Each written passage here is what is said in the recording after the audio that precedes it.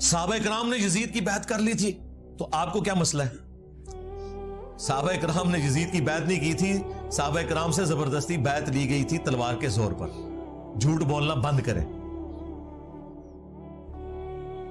اگر آپ کو یقین نہ آئے تو 2018 میں جو کچھ ہوا پاکستان میں، زبردستی ایک بندہ مسلط ہوا ہم پہ اسٹیبلشمنٹ کے گن پوائنٹ کے اوپر، اور پھر سٹوری ریپیٹ ہوئی 2024 میں، ایک اور بندہ اسٹیبلشمنٹ کے گن پوائنٹ پہ ہم پہ مسلط ہو گیا۔ آج تک یہی ہو رہا ہے۔ تو بنو امیہ اس وقت کی اسٹیبلشمنٹ تھی، تلوار کے زور پہ سب کچھ ہوا۔ نہیں یقین آتا بخاری شریف کھول لیں، صحیح بخاری میں 4827 نمبر حدیث ہے، مروان بن حکم مدینے کے ممبر پہ مسجد نبوی پہ حضرت معاویہ رضی اللہ تعالیٰ عنہ کی طرف سے گورنر بن کے اناؤنسمنٹ کر رہا ہے خطبے میں کہ اللہ تعالیٰ نے امیر المومنین کو یہ بات سجھائی ہے، وہ امت کے وسیع تر مفاد میں، یعنی کہ اے میرے عزیز ہم وطنوں، وہ امت کے وسیع تر مفاد میں اپنے بعد اپنے بیٹے کو خلیفہ نامزد کرتے ہیں۔ یہ وہ تقریر کر رہا تھا۔ امام بخاری نے اگلے جملے نقل نہیں کیے، وہ بڑے سخت تھے، لیکن اس کے بعد جو کچھ ہوا وہ نقل کیا۔ وہ اگلے جملے کیا تھے وہ میں بعد میں بتاتا ہوں آپ کو۔ اگلے جملے جو امام بخاری نے نقل کیے وہ یہ تھے کہ وہاں حضرت ابو بکر کا بیٹا کھڑا ہوا اور اس نے کچھ بات وہاں پہ کہہ دی۔ وہ کیا بات کی وہ پھر امام بخاری نے سکپ کر دی۔ پھر اس سے اگلے جملے امام بخاری نے نقل کیے جسے پتا چل گیا کہ وہ بات کوئی ایسی تھی کہ اسے آگ لگ گئی۔ مروان نے کہا گرفتار کرو اسے، پکڑ لو اس کو۔ وہ فوراً سے مسجد نبوی میں ایڈجسٹنٹ جو حجرہ عائشہ تھا جہاں ان کی بہن موجود تھی وہاں داخل ہو گئے۔ اور یہ پاکستان کے کیس میں جو سگا بھائی ہے نا، یہ وہ تھے، یعنی حضرت ابو بکر کی وہ بیوی جو حضرت عائشہ کی والدہ تھی وہی ان کی بھی والدہ تھی، عبد الرحمن بن ابی بکر کی۔ یہ سگے بہن بھائی تھے۔ ان کے پاس چلے گئے۔ اب ظاہر مروان یہ کام نہیں کر سکتا تھا، مسلمانوں نے پھر احتجاج کرنا تھا کہ یہ کیا حرکت کر رہے ہو۔ باہر سے اس نے کہا اوے ابو بکر کے بیٹے، تیرے بارے میں قرآن میں آیت نازل ہوئی تھی نا کہ یہ کافر کہتا ہے کہ میرے ماں باپ جو مجھے یہ کہتے ہو کہ مرنے کے بعد دوبارہ زندہ کیا جاؤں گا، یہ اگلے لوگوں کی کہانی ہے۔ ابو بکر کے بیٹے کہ تیرے بارے میں قرآن میں آیت نازل ہوئی تھی۔ توبہ توبہ۔ یہ بنو امیہ کے خدمت گزار، یہ ہیں گستاخان خلفائے راشدین۔ جب اس نے یہ بات کی تو سیدہ عائشہ اندر تڑپ اٹھی۔ انہوں نے کہا اسکت، خاموش ہو جا، آل ابی بکر کے بارے میں کوئی قرآن کی آیت نازل نہیں ہوئی سوائے جو میری برات میں سورہ نور کی آیات نازل ہوئی تھی جب مجھ پہ جھوٹی تہمت لگائی گئی۔ بخاری میں اتنا آتا ہے، المستدرک للحاکم میں اور المعجم الکبیر طبرانی میں اور باقی کتابوں میں اس روایت کی فلنگ ان دا بلینکس موجود ہے، جو اللہ کے فضل سے حافظ ابن کثیر نے سورۃ الاحقاف کی آیت نمبر 17 جو کوٹ کی تھی مروان نے غلط، اس کے کانٹیکسٹ میں وہ سارے ترک ایک جگہ جمع کر دیے، لہذا بریلوی دیوبندی اہل حدیث تینوں کو کوئی اعتراض نہیں ہوگا۔ وہ فل ان دا بلینک یہ تھی کہ اس وقت مروان نے یہ کہا کہ ابو بکر نے بھی تو عمر کو خلیفہ نامزد کیا تھا نا، تو حضرت معاویہ اپنے بیٹے یزید کو بنانا چاہتے ہیں۔ دیکھو کیا ان کی اینالوجی دیکھیں، تو وہ اس پہ حضرت ابو بکر کا بیٹا کھڑا ہوا تھا، کیونکہ ظاہر ہے اس نے کہا کہ بنانا تھا تو مجھے بناتے ہیں نا، مجھے تو نہیں بنایا، تو کون سی مشرق سے اٹھا کے مثال مغرب میں پھینک رہا ہے۔ اور جو کہا نا اس نے کچھ کہا امام بخاری نے، وہ یہاں ہے کہ انہوں نے کہا کہ تیرا امیر المومنین معاویہ سیدھی طرح کیا ہے ابو بکر اور عمر کے راستے پہ نہیں چل رہا، وہ کیسر و کسرا کے راستے پہ چل رہا ہے۔ اب یہ بہت بڑی گالی تھی ان کے لیے تو، کہ وہی جو ہے وہ بادشاہت آ گئی یہاں پہ۔ اس پہ پھر اس نے کہا پکڑو انہوں۔ اور حجرے میں اما عائشہ کے اور الفاظ تھے جو امام بخاری نے نقل نہیں کیے، وہ یہ تھے کہ مروان تیرے بارے میں نبی علیہ السلام نے فرمایا تھا کہ حکم پہ لعنت، اس کی اولاد پہ لعنت، تو اپنے باپ کی پشت میں تھا جب باپ بیٹا دونوں پہ اللہ کے نبی نے لعنت فرمائی تھی۔ مجھے بتائیں جب یہ والی صورتحال ہو کہ حضرت ابو بکر کے بیٹوں کو بھی اپنی جان بچانی پڑے، تلوار کے زور پہ اپنی وفات سے 4 سال پہلے ایک بندہ اپنے بیٹے یزید کے لیے بیعت لے رہا ہے، تو آپ یہ کہیں گے صحابہ نے بیعت کر لی ہے؟ کہتے ہیں جی ابن عمر نے بیعت کر لی تھی ایون واقعہ ہررا کے بعد جب لوگ یزید کی بیعت توڑ رہے تھے تو وہ لوگوں کو جا کے سمجھاتے تھے. جی بخاری مسلم ہے, سرکار وہ ہمارے سٹوڈنٹس کو سمجھا رہے تھے. اگر ابن عمر اس زمانے میں سمجھا رہے تھے تو کسے سمجھا رہے تھے؟ اپنے لیول کے لوگوں کو, صحابہ اور تابعین کو. اور اس صحابی کا نام بھی آیا ہوا ہے, عبداللہ ابن مطیع رضی اللہ تعالیٰ عنہ, جنہوں نے کہا کہ اب کیا رہ گیا ہے, یزید کی بیعت توڑیں اہل مدینہ. تو ابن عمر ان کو ملنے کے لیے گئے اور کہا کہ میں تمہیں حدیث سنانے کے لیے آیا ہوں کہ جو خلیفہ وقت کی بیعت کے بغیر مرا وہ جاہلیت کی موت مرا. وہ کہتے ہیں جی ابن عمر نے چونکہ بیعت کر لی تھی, وہ بھی مجبوراً کی تھی انہوں نے, وہ جس طریقے سے کی تھی, انیشلی تو انکار کیا تھا. دوسرا, ابن عمر جب یہ بات کر رہے تھے تو وہ یہ بھول گئے کہ حضرت علی کی بیعت تو ابن عمر نے خود نہیں کی ہوئی تھی, تو اس وقت وہ جاہلیت پہ تھے. یہ لاجیکلی ان کی بات درست نہیں تھی, ورنہ تو خود اس فتوے کی زد میں آ رہے تھے. ہم تو عبداللہ ابن مطیع اور باقی لوگوں کے ساتھ ہیں, ابن عمر کا یہ موقف غلط تھا.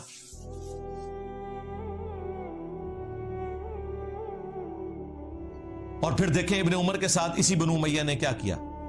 صحیح بخاری میں موجود ہے, انہیں حج میں احرام کی حالت میں پاؤں میں زخم کیا گیا ایک نیزے کے ذریعے جو زہر آلود تھا, اسی میں وہ شہید ہو گئے. اور آخری دنوں میں حجاج ابن یوسف ان کی جب عیادت کے لیے آیا تو بخاری کے الفاظ ہیں, اس نے پوچھا کہ حضرت مجھے پتا چل جائے نا آپ کا قاتل کون ہے تو میں اسے نہیں چھوڑوں گا. انہوں نے کہا میرا قاتل وہ ہے جس نے احرام کی حالت میں نیزے اور تلواریں لانے کی اجازت دی ہے, جس میں اجازت ہی نہیں ہے, آپ نے خالی ہاتھ آنا ہے, یعنی کہ تو دیکھیں بنو امیہ ہی قاتل بنی خود ابن عمر کی. اسی لیے آخری وقت میں جا کے ابن عمر کو اندازہ ہو گیا کہ یہ لوگ ڈی ٹریک ہیں. المستدرک للحاکم میں یہ حدیث موجود ہے, مجموع الزوائد میں موجود ہے. امام حیثمی جو ابن حجر اسقلانی کے استاد ہیں, انہوں نے مجموع الزوائد میں اس کی سند کو صحیح کہا کہ ابن عمر آخری عمر میں افسوس کرتے تھے اور وہ کہتے تھے کہ مجھے نماز روزہ چھوڑنے کے اوپر کوئی افسوس نہیں, میں نے اس طرح کا کوئی کام نہیں کیا سوائے ایک چیز کے کہ میں نے حضرت علی کے ساتھ مل کر فی باغیہ کے خلاف قتال نہیں کیا, اس باغی گروہ کے خلاف جو مجھے کرنا چاہیے تھا. کون سا باغی گروہ؟ جو بخاری میں ہے, عمار تجھے ایک باغی جماعت قتل کرے گی, تو انہیں اللہ اور جنت کی طرف بلائے گا, وہ جماعت تجھے جہنم کی طرف بلائے گی. یعنی حضرت علی کی جماعت کو نبی الاسلام نے جنت کی طرف بلانے والی جماعت اور ان کے مخالفین کو جہنمی جماعت نہیں کہا, جہنم کی طرف بلانے والی, کیونکہ خلیفۃ المسلمین کی مخالفت. یہ ایک الگ سے ٹاپک ہے, میری کئی ایک ویڈیوز ہیں, وہ پچھلی والی ویڈیو دیکھ لیں, پچھلے محرم والی, کربلا کیوں ہوئی. تو آپ یہ دیکھیں, یہ بالکل واضح احادیث ون سائیڈڈ مقدمہ پیش کر رہی ہیں. جن ابن عمر کی بنیاد کے اوپر انہوں نے اتنا ہنگامہ کھڑا کیا ہوا تھا, وہ ابن عمر تو آخری وقت میں اپنے پرانے اعمال کے اوپر شرمندہ ہے اور یہ کہہ رہے ہیں جی ابن عمر نے یزید کی بیعت کر لی تھی.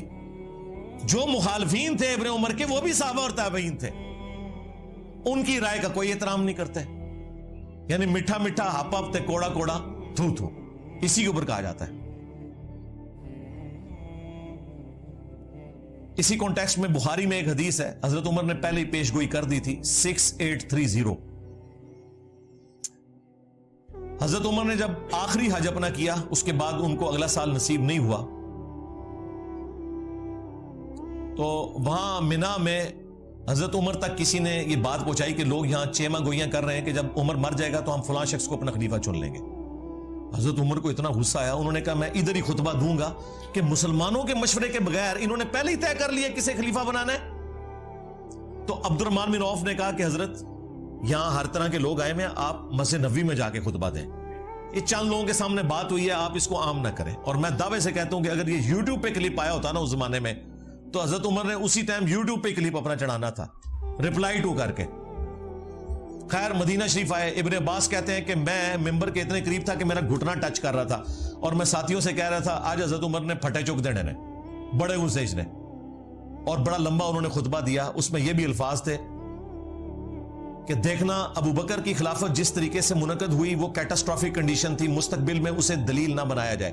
یعنی حضرت عمر مانتے تھے کہ اس طریقے سے حضرت ابو بکر کو خلیفہ نہیں چنا جانا چاہیے تھا, لیکن وہ سعد ابن عبادہ اور جو باقی معاملات ہوئے سقیفہ بنی ساعدہ میں, وہ الگ سے ایک ٹاپک ہے. انہوں نے کہا کہ یہ مستقبل میں دلیل نہیں ہوگی, مسلمانوں کے مشورے کے بغیر کسی کو خلیفہ نہ چننا. حضرت عمر بھی حضرت ابوبکر نے صحابہ سے مشورہ کر کے, صحابہ نے کہا تھا کہ آپ نامزد کریں, اس کے بعد مشورہ ہوا ہے, یہ زبردستی مسلط نہیں کیا گیا. پھر حضرت عمر نے تو 6 رکنی کمیٹی بنائی, کیونکہ ان 6 سے بہتر لوگ کوئی نہیں تھے. بخاری میں موجود ہے یہ 6 لوگ وہ ہیں جن سے رسول اللہ اپنی وفات تک راضی رہے.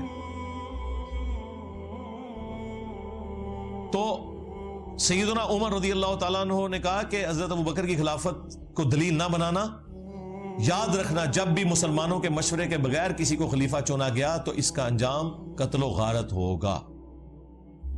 یہ قتل و غارت ہوئی ہے. یہ کہتے ہیں جی یزید خلیفہ وقت تھا تو حضرت حسین نے بغاوت کی ہے, نعوذ باللہ. جو خلافت قائم ہی نہ ہو اس کے بارے میں یہ کہنا اس کے خلاف خروج ہوا ہے. یعنی مزارات جو بنانا ہی حرام تھے اسے کہنا کہ مزارات شہید ہو گئے. مزار تو شہید نہیں ہوں گے, وہ بنانا ہی حرام تھے. مسلم شریف میں حدیث میں تمہیں منع کرتا ہوں قبروں کو پکا کرنے سے, قبروں پہ عمارت بنانے سے اور قبروں پہ بیٹھنے سے. مجاور بن کے بیٹھنا بھی حرام ہے, ویسے بیٹھنا بھی حرام ہے. لہذا یہ کنسپٹ بالکل کلیئر ہے.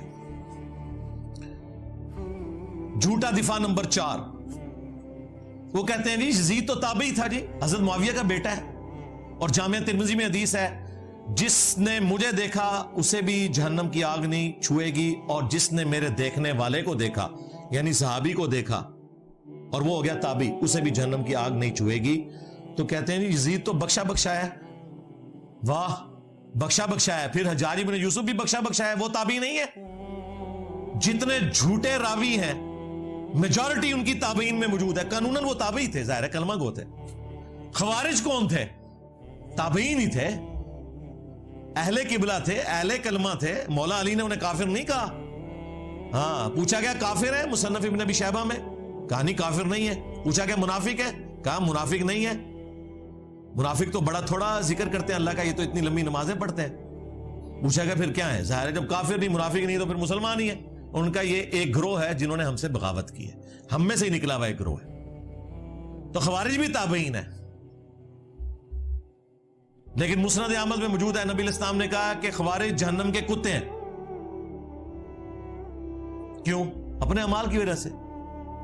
تو اس طرح نہیں کوئی فضیلت ثابت ہو جاتی. حجاج جو اتنے صحابہ کا قاتل ہے اسے آپ تابعی کہیں گے؟ تابعی تو ہے قانوناً, وہ ظاہر مسلمانوں کا گورنر تھا. لیکن مسلم شریف اٹھا کے دیکھیں, اسماء بنت ابی بکر نے کہا تھا حجاج ہم نے نبی الاسلام سے سنا تھا کہ بنو ثقیف میں ایک کذاب ہوگا اور ایک ظالم. کذاب تو ہم دیکھ چکے, ظالم تو ہے. یہ فضیلت ہے, لو سامو. اور مسلم شریف میں موجود ہے اس ظالم نے عبداللہ ابن زبیر کو شہید کیا, ان کی لاش لٹکا دی مکہ شریف میں اور یہودیوں کے قبرستان میں پھینکی, اور ان کی ماں کو بلا کے کہا جو حضرت ابوبکر کی بیٹی تھی بڑی, اما عائشہ سے بھی بڑی, اسماء کو کہ دیکھو میں نے تیرے بیٹے کے ساتھ کیا کیا. تو انہوں نے فرمایا کہ تو نے میرے بیٹے کی دنیا برباد کی, میرے بیٹے نے تیری آخرت برباد کر دی ہے. ظالم انسان. یہ مسلم شریف ہے, مولانا شریف نہیں ہے. تو حجاج بھی پھر تابعی ہے, اسے بھی جہنم کی آگ نہیں چھوئے گی. نہ انہیں قرآن کا پتہ, نہ انہیں سنت کا فہم, نہ انہیں فقہ آتی ہے. صرف ایک بنو امیہ کی چاکری کرنی ہے, چاہے انہیں قرآن و سنت کا انکار کرنا پڑے, جھوٹی روایتیں گھڑنی پڑے, انہوں نے گھڑنی ہے. جو واضح احادیث ہے ان کا انہوں نے انکار کرنا ہے. اس طریقے سے یہ لوگ لے کے چلتے ہیں.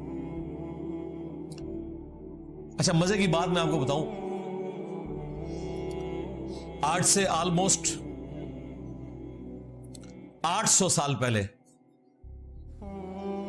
امام ابن جوزی گزرے رحمہ اللہ تعالی, المتوفا 597 ہجری. یہ شیخ عبد القادر جیلانی المتوفا 561 ہجری کے شاگرد بھی ہیں. محدثین میں بڑا مقام ہے ابن جوزی کا. یہ ابن قیم جوزی نہیں ہے جو ابن تیمیہ کا شاگرد ہے, یہ ابن تیمیہ سے بھی 200 سال پہلے گزرے ہیں. ابن تیمیہ بھی انہیں بہت بڑا محدث مانتے ہیں. انہوں نے الموضوعات, بڑی گھڑی ہوئی بڑی بڑی حدیثیں, وہ کتاب بھی لکھی ہے جس میں انہوں نے یہ بھی لکھا ہے کہ جو حدیث حضرت معاویہ کی شان میں ہوگی نا, یہ بھی اس بات کی نشانی ہے کہ یہ گھڑی ہوئی حدیث ہے. گھڑی ہوئی حدیثوں کی کچھ نشانیاں بتائی ہیں, ان میں سے ایک یہ بتائیے جو حضرت معاویہ کی شان میں ہوگی نا تو سمجھ لو کہ یہ گھڑی ہوئی حدیث ہے. اب یہ بہت بڑے محدث ہیں. ان کے زمانے میں ایک ناصبی تھا عبد المغیث, اس نے یزید کے فضائل کے اوپر کوئی رسالہ لکھا. تو ابن جوزی غصے میں آئے, انہوں نے ایک کتاب لکھی جو کتاب محدثین کے ہاں اتھینٹک مانی جاتی ہے. ابن تیمیہ نے بھی اس کی تعریف کی ہے, ابن کثیر نے بھی کی ہے. الرد علی المعتصب العنید المانع من ذم یزید, یہ اس متعصب ضدی شخص کے رد پہ لکھی جا رہی ہے کتاب جو یزید کو برا کہنے کو غلط سمجھتا ہے اور منع کرتا ہے. اس زمانے میں ایک یزیدی تھا عبد المغیث, اس کے رد پہ پھر انہوں نے طبیعت صاف کی ہے ان لوگوں کی. اس میں جب ایک دلیل یہ لی گئی نا کہ یزید جو ہے وہ حضرت معاویہ کا بیٹا ہے اور حضرت معاویہ کے لیے ترمذی میں روایت ہے اے اللہ اسے ہادی اور مہدی بنا, انہوں نے کہا یہ تو روایتی جعلی ہے, اس کی بنیاد کے اوپر تم یہ کلیم کر رہے ہو کہ ان کا یہ ڈیسیژن کرنا کہ یزید کو انہوں نے خلیفہ صحیح بنایا تھا. انہوں نے کہا یہ تو روایتی جعلی ہے. پھر انہوں نے روایت کے اوپر بحث کی. میں نے تو بخاری مسلم سے ثابت کیا یہ فٹ نہیں بیٹھتی. حضرت معاویہ کے دور میں جو جو کام ہوئے ہیں اس میں تو یہ دعا فٹ نہیں بیٹھتی. پھر انہوں نے کہا کہ اگر یہ حدیث کوئی صحیح بھی مانتا ہے تب بھی کوئی گارنٹی نہیں کہ نبی الاسلام کی یہ دعا قبول ہوئی ہو, کیونکہ نبی الاسلام کی کئی دعائیں اللہ نے واپس بھی کی ہیں. بخاری مسلم میں آئے آپ نے دعا کی تھی کہ میری امت آپس میں نہ لڑے, اللہ تعالیٰ نے واپس کر دی. انہوں نے کہا کیا گارنٹی ہے.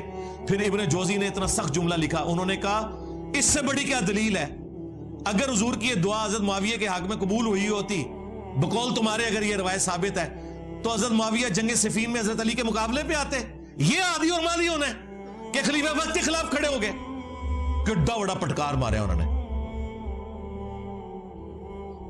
پھر انہوں نے احمد بن حنبل کا قول بھی نقل کیا جب ان سے پوچھا گیا کہ یزید کے بارے میں آپ کا کیا موقف ہے. انہوں نے کہا یہ وہی ہے جس نے اہل مدینہ کے ساتھ جو کیا. پوچھا کیا کیا, کہا ان کا مال لوٹا, انہیں قتل کیا. تو شاگرد نے کہا صحابی کا بیٹا ہے حدیث لے لیجئے. انہوں نے کہا حدیث کیا, ایک حدیث بھی اس سے نہیں لینی. اسی لیے دیکھ لیں ذخیرہ حدیث میں صحابہ کرام کی اولاد کی حدیثیں موجود ہیں. حضرت معاویہ 40 سال تک حکمران رہے ہیں, 20 سال تک گورنر اور اگلے 20 سال مکمل طور پہ حکمرانی. بیچ میں ایک حضرت علی والا پیریڈ تھا, اس کے بعد 20 سال یہی حکمران رہے نا صلح حسن کے بعد.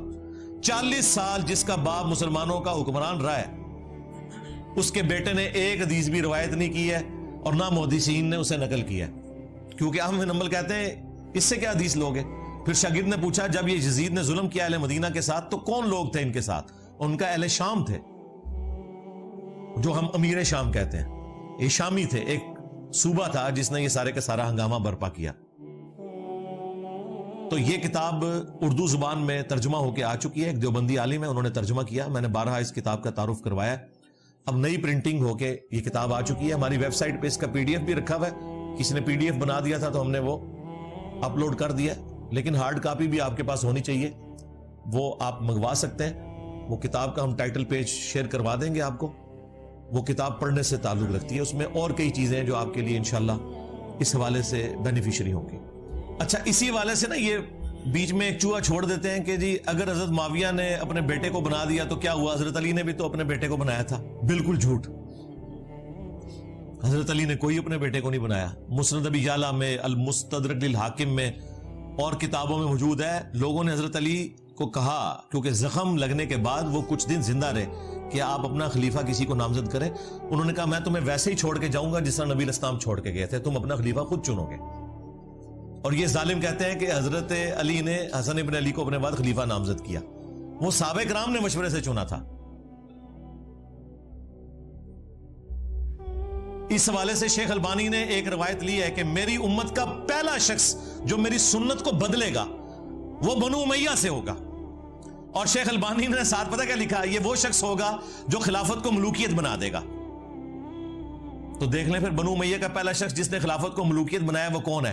حضرت ابوبکر بنو تیم سے, بنو امیہ سے نہیں. حضرت عمر بنو عدی سے, بنو امیہ سے نہیں ہے.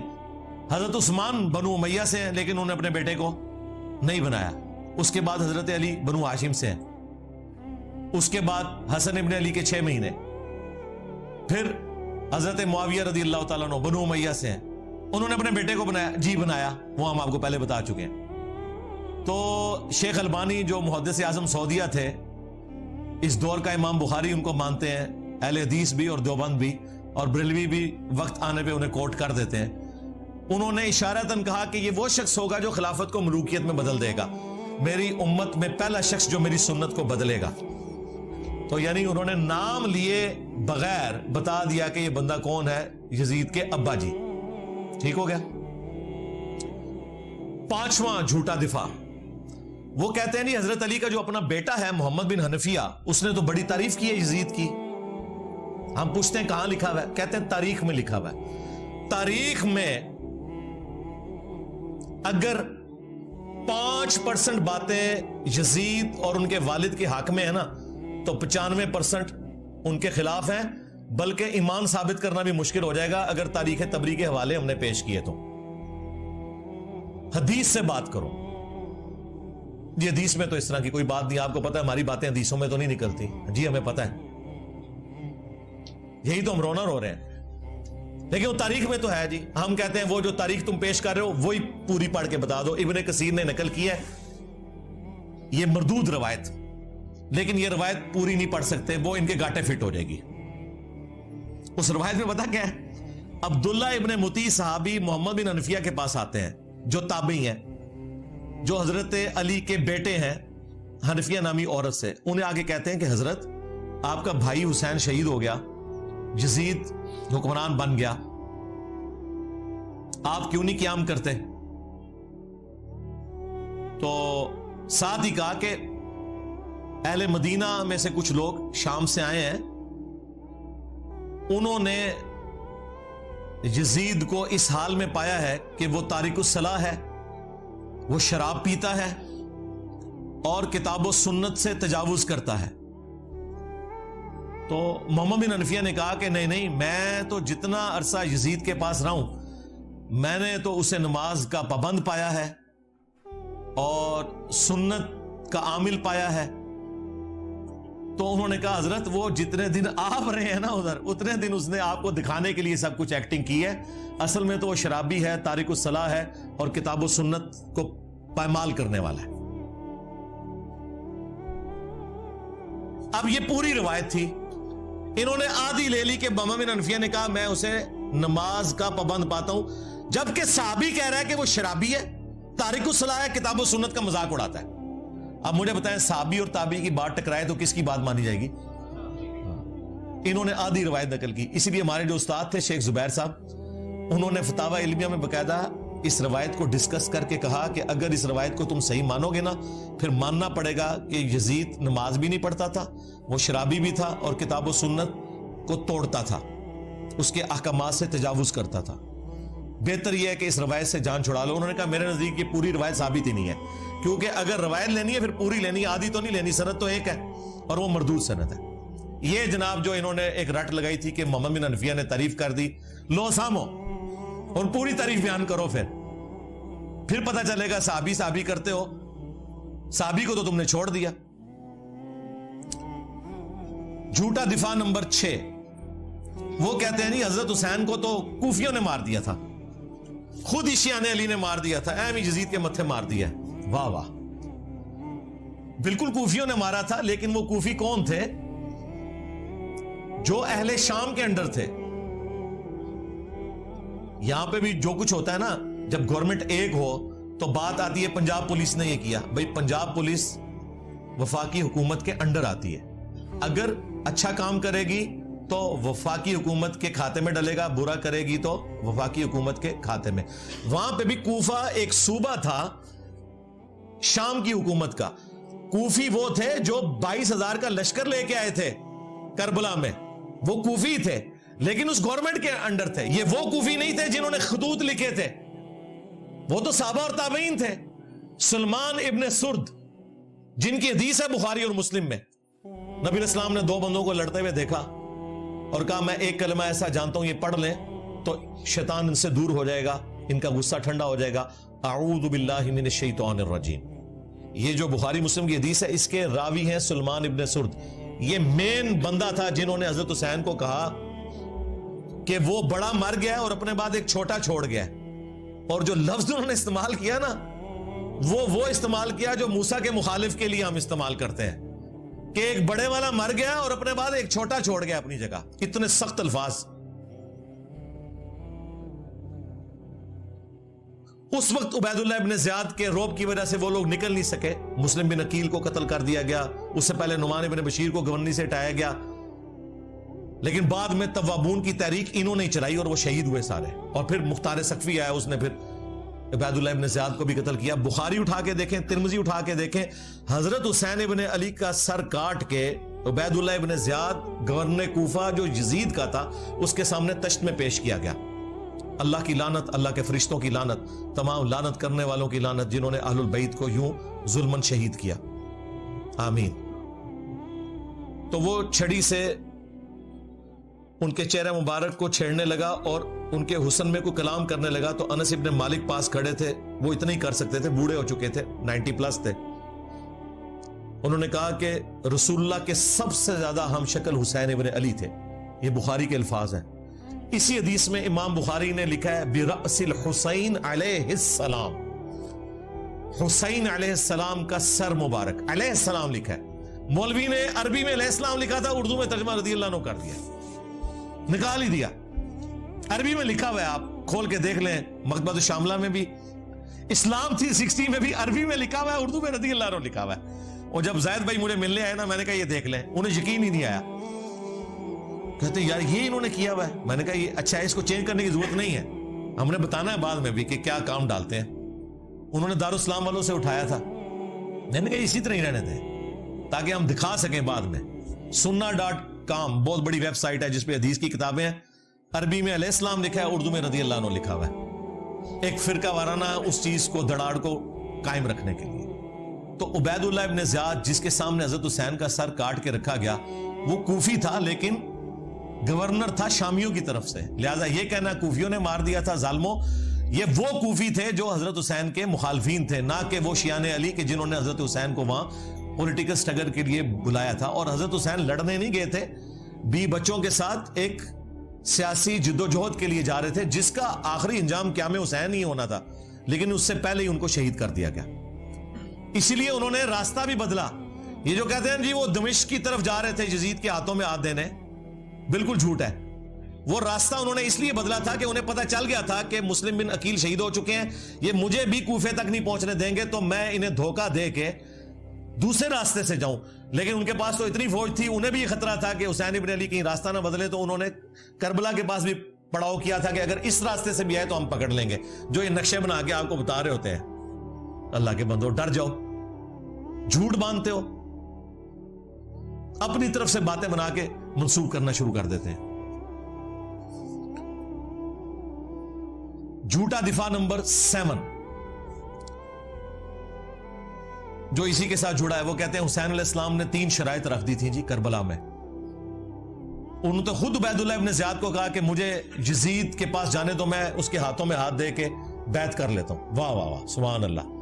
اگر یہ ہو جاتا تو عبید اللہ ابن زیاد نے لڑیاں ڈالنی تھی اور کہنا تھا یزید صاحب آپ کے ابا جی جو کام 4 سال تلوار کے زور پہ نہیں کروا سکے, دیکھیں میں نے کروا لیا ہے. اور یزید اسے کتنا انعام دیتا کہ میرے ابا جی جو کام نہیں کروا سکے, کہ حسین کی بیعت نہیں لے سکے, تم نے لی ہے. ظاہر ہے اس کے بعد تو پھر بنو امیہ کی حکومت لیجیٹمائز ہو جانی تھی نا, جب بنو ہاشم نے بیعت کر لی نبی علیہ السلام کے گھر والوں نے. آپ دیکھیں مسئلہ یہی تھا کہ جب تک حضرت حسین بیعت نہیں نہ کرتے وہ حکومت جو ہے لیجیٹمائز نہیں ہوگی, وہ تلوار کے زور کے اوپر ہے. تو یہ عقل مانتی ہے کہ عبید اللہ ابن زیاد یہ موقع جانے دیتا. کہتے ہیں دوسری شرط رکھی کہ مجھے مسلمانوں کے کسی بارڈر والے ایریا میں بھیج دیں, میں کافروں کے خلاف جہاد کروں. اس زمانے میں تو کافروں کے خلاف کوئی جہاد نہیں ہو رہا تھا, آپس کی خانہ جنگی تھی, یہ بھی بالکل فراڈ ہے. تیسرا جی مجھے مدینہ شریف واپس جانے دو. انہوں نے مدینہ شریف کو جانا تھا, انہیں تو راستے میں پتا تھا کہ مسلم بن عقیل شہید ہو چکے ہیں اور میرے ساتھ کیا ہوگا. ان کو تو حدیثیں پتا تھی کہ میرے بارے میں موجود ہے.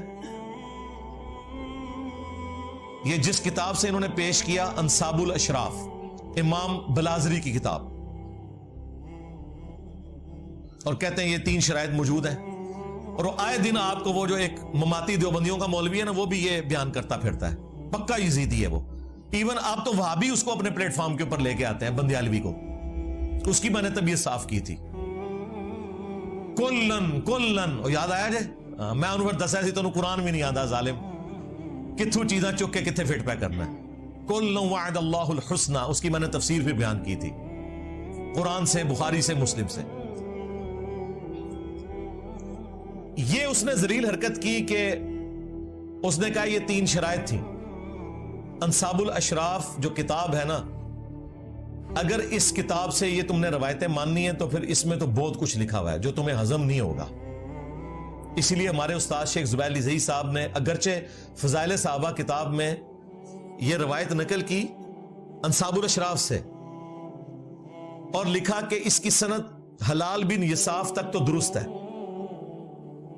لیکن یہ نہیں انہوں نے کنفرم کیا کہ حلال بن یساف واقعہ کربلا میں تھا یا نہیں، اور بعد میں اس کتاب سے ہی جان چھڑا لی. حلال بن یساف بھی فارغ ہو گیا. وفات سے پہلے انہوں نے فتاوی علمیہ میں مضمون لکھا کہ امام بلازری کی کتاب ثابت نہیں ہے، لیکن یہ انہوں نے کیوں کیا وہ آپ کو میں بتاؤں گا. یہ انہوں نے نہیں بتایا. یہ جب میری ان سے ڈسکشن ہوئی تو انہوں نے کہا کہ علی بھائی اگر ہم اس کتاب کو صحیح مانیں نا تو اس میں تو باقی روایتیں موجود ہیں، ان کا کیا کریں گے. میں 3 روایتیں پیش کرنے لگا ہوں الزامی جواب کے طور پہ. یہ نہ ہو اس کو کوئی کلپ کاٹ لے. وہ گلے پھاڑنے والے مولویوں نے میرا یہ کلپ کاٹ لیا تھا کہ اگر تم نے 3 شرائط والی کتاب انصاب الاشراف کو ماننا ہے تو اس میں یہ لکھا ہوا ہے یزید کے والد کے بارے میں کہ اس کا تابوت جہنم کی آگ میں ہے. جی یہ لکھا ہوا ہے. یزید کے والد کے بارے میں لکھا ہوا ہے کہ جب تم اسے دیکھو کہ میرے ممبر پہ چڑھا اسے قتل کر دینا. اور پھر وہ مشہور روایت جس کا کوئی سرا پکڑا ہی نہیں دیتا تھا کہ اس روایت کا مقصد کیا ہے، وہ روایت بھی پوری اس کتاب میں لکھی ہوئی ہے. اگر اس کتاب کو صحیح ماننا ہے تو پھر آپ دیکھیں آپ کے ساتھ کیا ہوتی ہے. وہ روایت تھی مسند البزار میں مجموع الزوائد میں صحیح سند کے ساتھ کہ نبی علیہ السلام نے 3 لوگوں پہ لعنت فرمائی. آپ کے سامنے سے ایک اونٹ گزر رہا تھا، آپ نے فرمایا جو اونٹ پہ بیٹھا ہوا ہے اس پہ بھی اللہ کی لعنت، جو اونٹ کو ہانک رہا ہے اس پہ بھی اللہ کی لعنت، اور جس نے اس کی مہار پکڑی ہوئی ہے اس پہ بھی اللہ کی لعنت. یہ روایت ختم ہو جاتی ہے مسند البزار میں مجموع الزوائد میں. اب اس روایت سے کیا رزلٹ نکلے گا جب تک یہ نہ بتایا جائے کہ اس اونٹ کے اوپر وہ شراب لے کے جا رہے تھے، ایرون لے کے جا رہے تھے، چرس لے کے جا رہے تھے، لعنت کیوں ہوئی، وہ بندے کون تھے. وہ محدثین نے اپنی کتابوں میں ان بندوں کے نام نہیں بتائے. ظاہر مشکل ہو جانا تھا، سنیت کا ایک غلبہ، سنی ہمیشہ حکومت میں رہے آپ کو پتا ہے، لیکن یہ روایت اپنی جگہ موجود ہے. اسے کہا جاتا ہے اونٹ والی حدیث کہ اونٹ پہ بیٹھے ہوئے پہ بھی لعنت، ہانکنے والے پہ بھی، مہار پکڑنے والے پہ بھی. کیوں لعنت؟ یہ بندے کون ہیں کوئی ذکر نہیں. انصاب الاشراف میں موجود ہے کہ وہ 3 بندے کون تھے. ان بندوں پہ اصل میں لعنت کی گئی تھی. اگر اس کتاب کو کسی نے صحیح ماننا ہے 3 شرطوں والی کتاب. ہم تو کہتے ہیں مانو پھر اگے بھی ٹرو، فارغ ہی ہو جاؤ. انصاب الاشراف میں لکھا ہے کہ اونٹ پہ یزید کے دادا ابو بیٹھے ہوئے تھے. ہاں جی، اونٹ کی مہار یزید کے ابا جی کے ہاتھ میں تھی، اور اونٹ کو ہانکنے والا یزید کا چاچا تھا. چچا، ایک چشتی چاچو ہے نا، ایک یزید کا بھی چاچو ہے.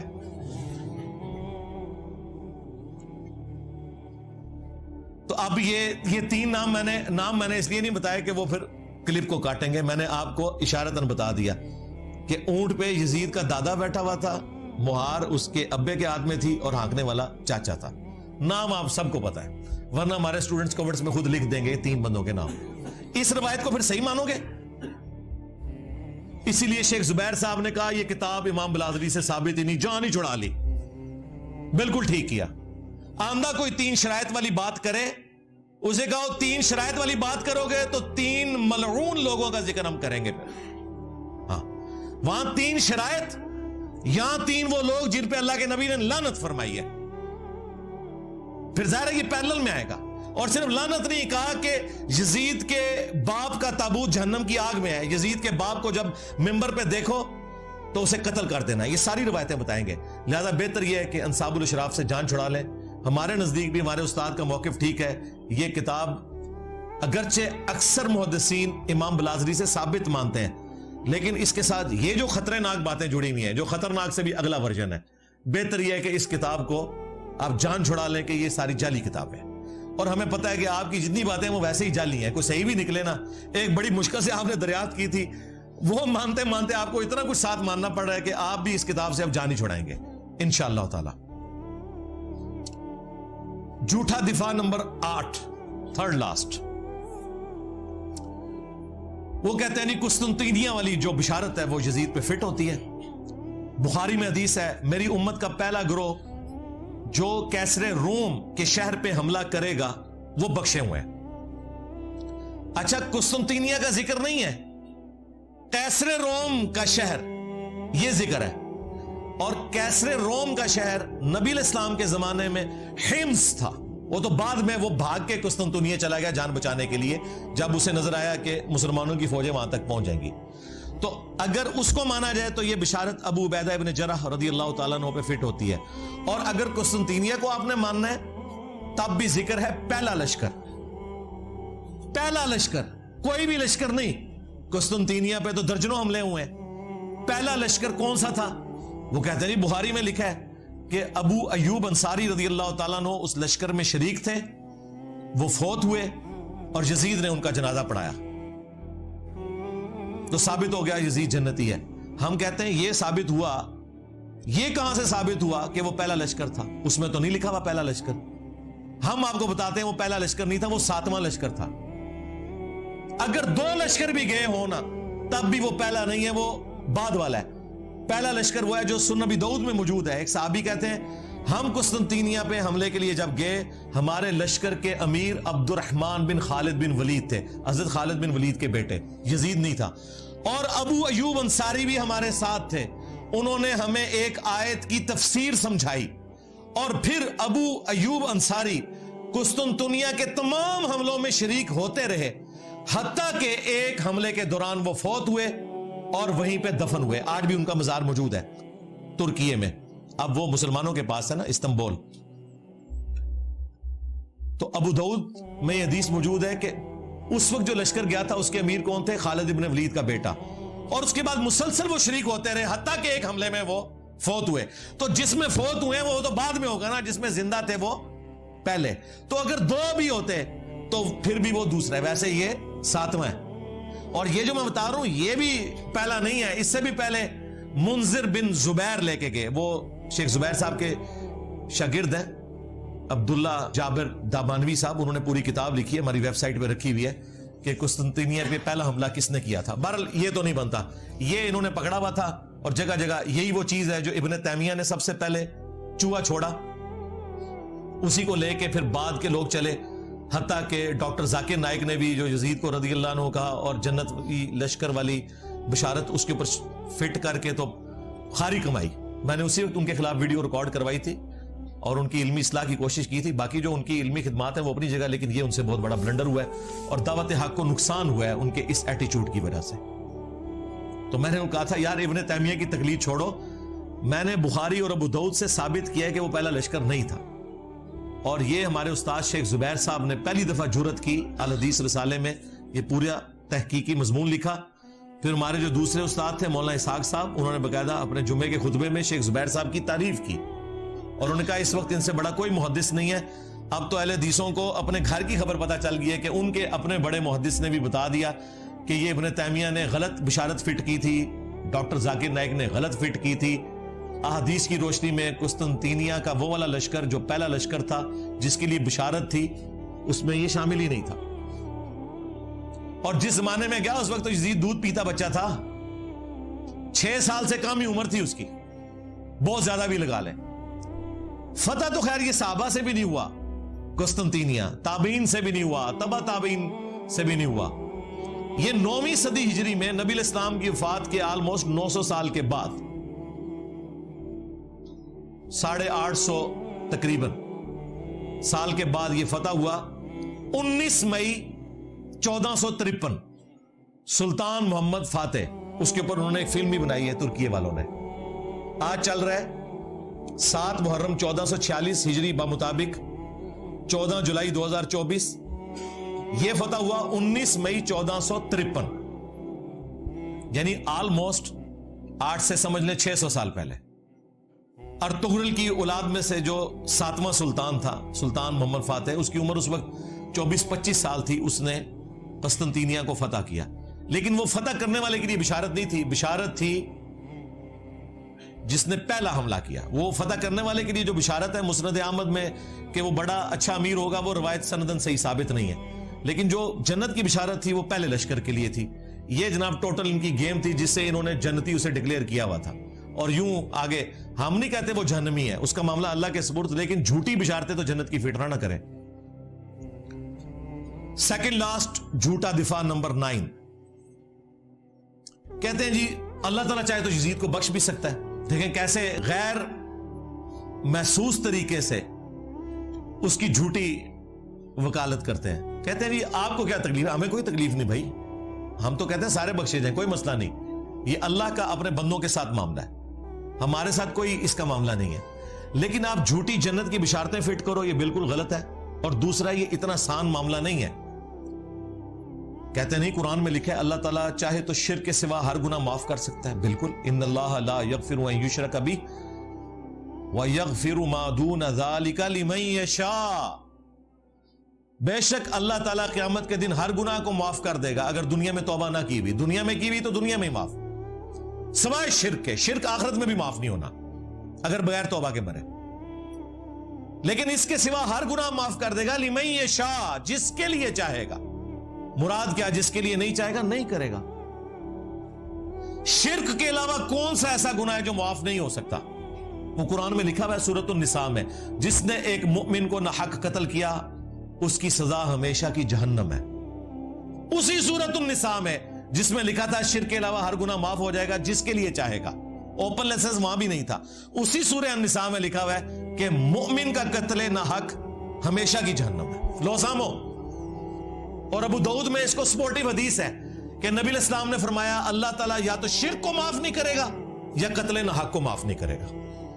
کیا حسین ابن علی کا قتل ناحق نہیں ہے؟ کیا یزید نے قاتلین حسین سے بدلہ لیا, کوئی سزا دی؟ بالکل نہیں. اس کے جواب میں پتہ کیا کہتے ہیں؟ حضرت علی نے حضرت عثمان کے قاتلین سے بدلہ لیا. یہ بالکل مثال غلط ہے, کیونکہ حضرت عثمان حضرت علی کے دور میں تو شہید ہی نہیں ہوئے, وہ تو اپنے گورنروں کی وجہ سے شہید ہوئے اپنے دور خلافت میں خود. اس پہ میری تفصیلی ویڈیو دیکھ لیں حضرت عثمان کیوں شہید ہوئے. انہوں نے آپ کو ایک جعلی بات بتائی تھی, عبداللہ بن سبا تھا جس نے سارے صحابہ کو نعوذ باللہ گمراہ کر دیا, جس کا نام بخاری سے لے کے ابن ماجہ تک دنیا کی کسی حدیث کی کتاب میں جو مین کتابیں ہیں نام بھی نہ آئے. عبداللہ بن سبا یہ حضرت علی کے دور میں آیا تھا جسے حضرت علی نے قتل کروایا. حضرت عثمان کے ساتھ کوئی لینا دینا نہیں تھا. حضرت عثمان کی شہادت تو بنو امیہ کے گورنروں کی وجہ سے ہوئی, جو بخاری مسلم میں موجود ہے. وہ آج ٹاپک نہیں. پچھلے دنوں جب ایک بریلوی نما رافضی نے حضرت عثمان کی توہین کی تو میں نے تفصیلی ویڈیو ریکارڈ کروائی تھی حضرت عثمان کیوں شہید ہوئے, وہ آپ دیکھ لیں. وہ بخاری مسلم سے میں نے ثابت کیا, بنو امیہ کی لکھی ہوئی تاریخ سے نہیں, صلاح الدین یوسف نے جو جھوٹ لکھے ہوئے ہیں اس کی بنیاد کے اوپر بخاری مسلم سے ثابت کیا. تو یہ بالکل غلط اینالوجی ہے. حضرت عثمان حضرت علی کے دور میں شہید نہیں ہوئے, لیکن حضرت حسین ابن علی حضرت معاویہ رضی اللہ تعالیٰ عنہ کے بیٹے یزید ابن معاویہ جس کی آپ جھوٹی وکالت کرتے ہیں اس کے دور ملوکیت میں شہید ہوئے ہیں. ویسے تو آپ کہتے ہیں, حضرت عمر کہتے ہیں میرے دور حکومت میں اگر کوئی کتا بھی مر جائے فرات کے کنارے تو میں جواب دے ہوں, اور فرات کے کنارے حسین ابن علی شہید ہو جائیں تو وہ جواب دہ نہیں ہے اس وقت کا حکمران. مسند احمد میں حدیث ہے مولا علی جنگ صفین سے واپسی پہ نہروان جاتے ہوئے جب نینوا نامی جگہ سے فرات کے کنارے گزرے تو کہا اصبر یا ابا عبداللہ, اے ابو عبداللہ صبر کرنا صبر کرنا صبر کرنا. تو وہ ساتھ جو غلام تھا اس نے کہا آپ کس سے باتیں کر رہے ہیں؟ تو اپنے تخیل میں آپ بات کر رہے تھے, اپنے دکھ کا اظہار کر رہے تھے. تو ابو عبداللہ حضرت حسین کی کنیت تھی, وہ ان کو مخاطب کر رہے تھے. پھر انہوں نے کہا کہ میں ایک دن نبی علیہ السلام کے پاس حاضر ہوا اس حال میں کہ حضور نے حسین کو اپنے ہاتھوں میں اٹھایا ہوا ہے, آپ کی آنکھوں سے مسلسل آنسو جاری ہیں. میں نے کہا میرے ماں باپ آپ پہ قربان, آپ کو کس نے غمگین کر دیا؟ تو آپ نے فرمایا ابھی ابھی حضرت جبرائیل علیہ السلام آئے تھے, انہوں نے مجھے خبر دی کہ آپ کے اس بیٹے کو جس سے آپ اتنا پیار کر رہے ہیں آپ کی امت پیاسا فرات کے کنارے شہید کر دے گی. تو میں اپنے جذبات پہ قابو نہیں رکھ سکا. پھر میرے کہنے پر حضرت جبرائیل نے ہاتھ مار کر کربلا کی سرخ مٹی بھی مجھے لا کر دکھائی. تو نبی علیہ السلام کو حضرت حسین کی پیدائش کے ساتھ بتا دیا گیا تھا. حضرت حسین کو بھی پتا تھا میں نے کربلا میں مظلوماً شہید ہونا ہے. یہ کوئی چھپی ہوئی بات نہیں تھی, یہ اوپن سیکرٹ تھا. پھر حضور کی وفات کے 50 سال بعد جب 61 ہجری میں یہ واقعہ ہوا تو مسند احمد میں موجود ہے, عبداللہ ابن عباس نے ایک خواب دیکھا.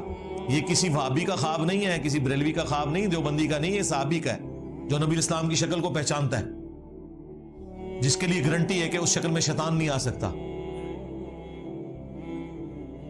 دوپہر کے وقت کہتے ہیں میں نے دیکھا نبی اسلام کے بال بکھرے میں گرد آلود ہیں, ہاتھ میں خون کی ایک شیشی ہے.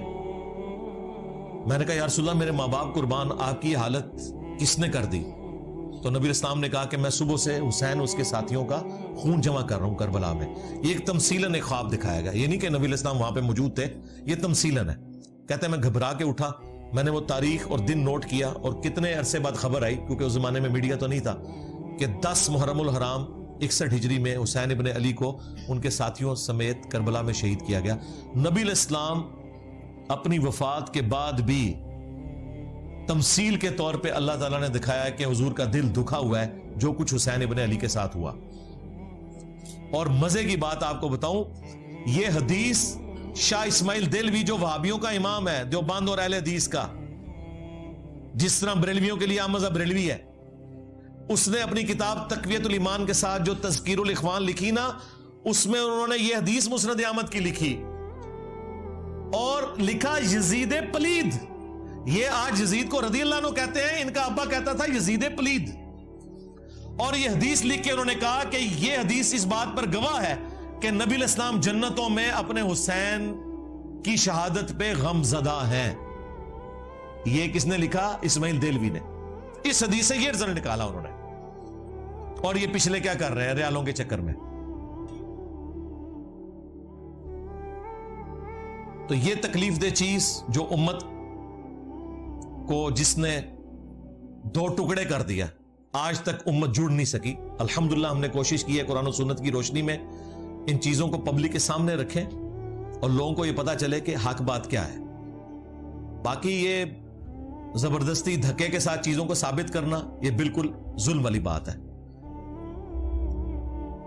مجھے یہاں پہ وہ قول یاد آیا ابراہیم نخعی کا, جو بخاری مسلم کے راوی ہیں, تابعی ہیں. وہ کہتے ہیں بالفرض اگر میں دنیا میں قاتلین حسین میں شامل ہوتا